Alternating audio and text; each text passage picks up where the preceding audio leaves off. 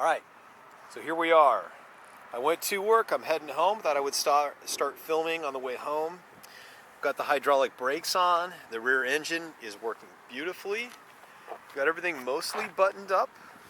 The only thing one thing I did do is when we took it apart, I put some more slack in this, the most I could anyway. That way it'll be easier to take the wheel off. Temporarily, I've got like a little bungee thing, a little Velcro thing wrapped around this. I want to do a little neater version of that. Yeah, that's the bike right now. I think I need to charge. Oh no, that's working still. I'm going to charge this guy up. It's been a while. This thing works just so well, and the battery lasts so long. So with that, oh yeah, and the battery here still, for some reason, pushes down on this light, and this light ends up bending down into the wheel, which is weird. That's not great. So maybe relocation of that guy would be a good idea. The battery, bear with me while I spin the camera. Tweak that around so you follow me home here. And there we go. So yeah, the wire for the battery, it can be relocated. It can be put in the back or the side or underneath, because the wire, I just have to like undo this threading, the black threading, and it'll work perfect. So let's go ahead. Yeah, I like how quiet this thing is though. That's one thing too, that if you look on that video where we fixed it, Juan fixed it, he said, yeah, that's one thing he noticed too. Battery's nice and quiet. I'm trying to position that up a little bit more. It's been a while since I've got everything dialed in. There, right now we're in cruise control. The balance is dialed in. I have the battery. I don't know if you can tell. This 360. I think I need some water. But the battery's slightly tilted this way, which keeps the balance nice. But I do recommend that you keep your hands on the wheel. There's my bell. Love that bell.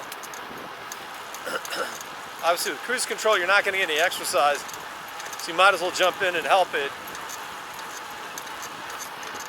And then it seems like the squeak has maybe come back, so I think I maybe have to put a little bit more kind of a felt thing down there to kind of get rid of that squeak. Doing 28 miles an hour.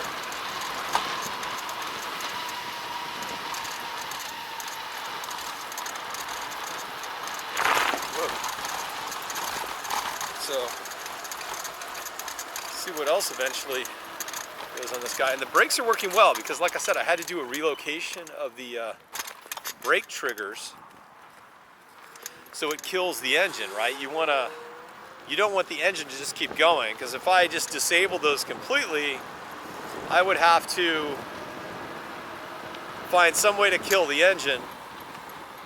Oh yeah, I guess I just kill the power, but you don't want to have to do that every time you stop. So yeah, but that's working well. The relocation, once it goes into cruise.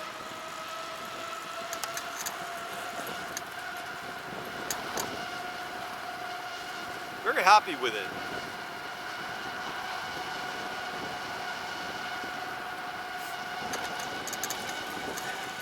I must say, so if we've learned anything so far, is that with a cheap bike, they put in cheaper components, not everywhere.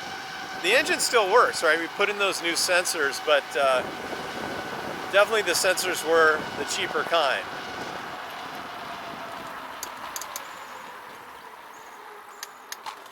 So you just have to be careful. And oh, by the way, that was the other thing I was going to tell you guys.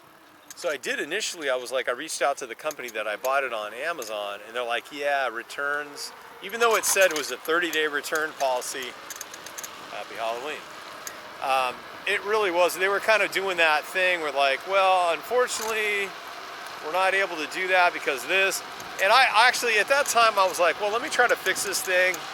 I wasn't really going to go into a big battle, and I had a feeling I could fix it. Then I thought, worst case, I'd reach out to my credit card company. I've got extra insurance through them. So there could have been a way, one way or the other, somebody would have, I think, something failed me out. That is a really weird kind of camo for that Ford pickup, in my opinion. I mean, I don't mind camo, but I just think the color scheme is a little weird. So there you have it. Back on the... And oh, by the way, hydraulic brakes are definitely the way to go. Definitely the way to go. It's such a difference. And I haven't looked to see if those guys are still selling these hydraulic brakes for the Shimano hydraulic brakes for 55 bucks. But that was the best mod I could have done because, and I would recommend it for the Rad Rover too. These should work without any issue. And pushing, the way to describe it is with the hydraulic, you're pushing the fluid. So you're pushing fluid, it's like butter. And with the standard brake line, you're pulling cable, right? So it's way more tension. This is just buttery. Buttery. Why wouldn't you do it? Why wouldn't you do it? This is the longest light, by the way. Yeah, so. Yeah, the next little tweak is going to be this battery. What do I do with this guy? What do I do with you? Where to put it? Another place would be like down here, hanging. It's kind of weird, maybe. But they have those like little triangle bags that I've seen on bikes. That might work. I was just gonna go that way. You guys have lights like this? Just go on forever? This clearly could have switched by now. And there's not really even any kind of traffic advantage.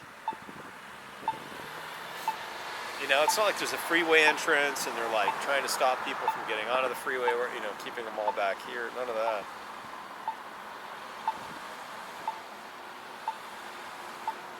All right. Well, listen, that's all I have right now. I'll let you guys go and look for some more updates. Should be fun.